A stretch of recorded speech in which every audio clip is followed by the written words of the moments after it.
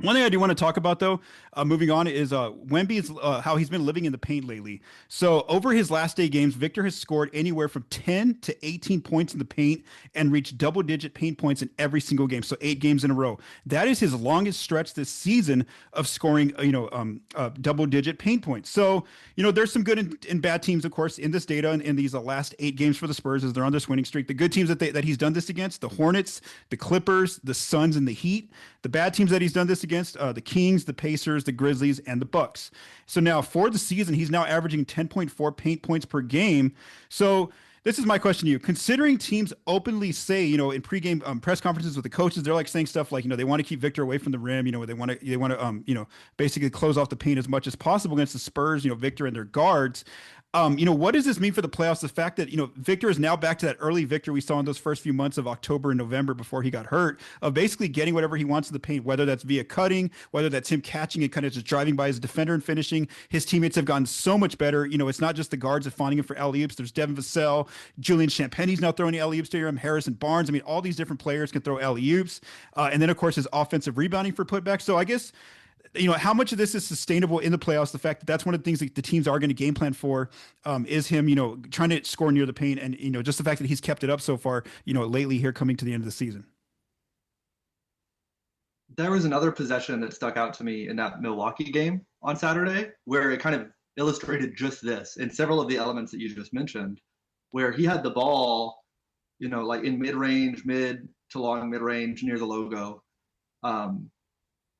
And he put the ball on the basket and drove in. He took a shot. He missed it, took another shot, missed that, and then got a foul. And it kind of illustrated several of those things you were mentioning, and the fact that if Wemby had, maybe a bigger weakness on offense the past couple of years and even to start the year this year, it was driving into traffic and like not being able to either like turning the ball over, forcing a bad shot, not doing that. And now he's started to be able to use his skills and his quickness.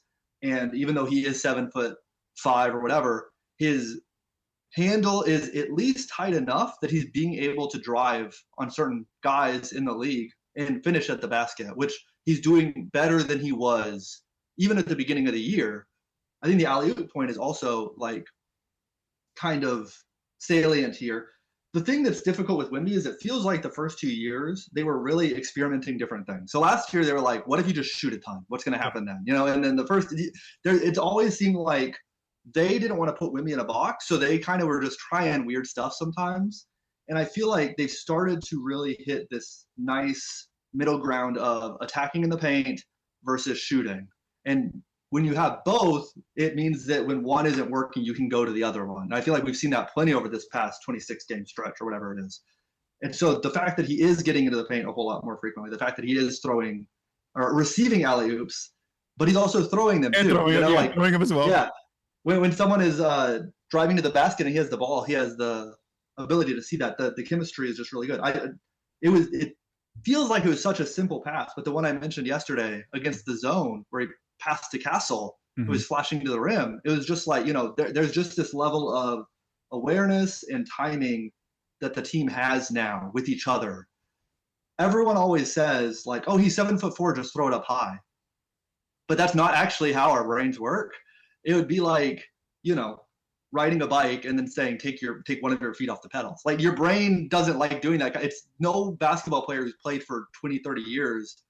Their body is going to try to resist throwing the ball a foot higher than they're used to throwing the ball for an alley-oop. So it takes a while for these players to get used to it. I think that was something that maybe was oversimplified in some of the discussion.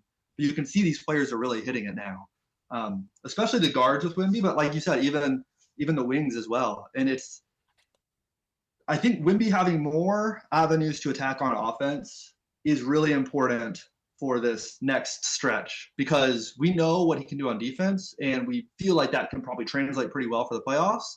But if he only had like one really good avenue on offense and a team shut that down, like what happens now? So the fact that he has this paint presence, the fact that he can hit these threes at a better rate than he was, and unlike his rookie season, he's actually hitting his catch and shoot threes better than his pull-up threes. Yeah. So it's encouraging, both because that level of rim pressure has effects for every other guy on the floor. That's probably why some of the catch and shoot shooting has been so good, is that he's applying so much pressure to the rim, both like downhill towards the rim, but also up and down.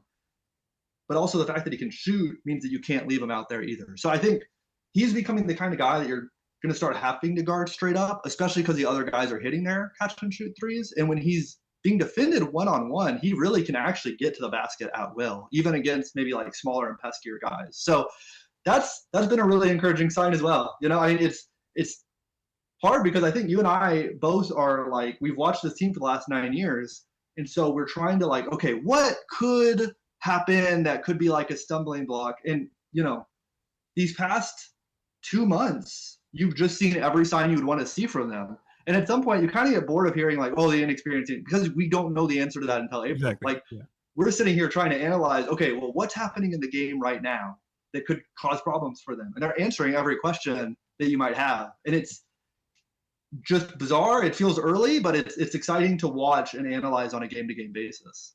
For sure. I mean, just that was my issue after the 70 game review. I do a 10 game segment during the season. And dude, by game 70, it's hard on offense now to find like that many weaknesses anymore on offense. They're just, that was the one side, you know, we thought they would struggle with, but that's, you know, that's becoming less and less, where there's just not a lot of areas like in the red or in the bottom 10 for them offensively. They're like you said, they're answering every area. I would also say too, you know, Victor living in the paint these last 8 games, like I mentioned, is probably a product too of the Spurs just shooting really well too from like all different positions, like you mentioned there, especially with the guards, you know, hitting well on their catch and shoot threes. I think being like north of like 39%, both of them, Harper and Castle, since February. So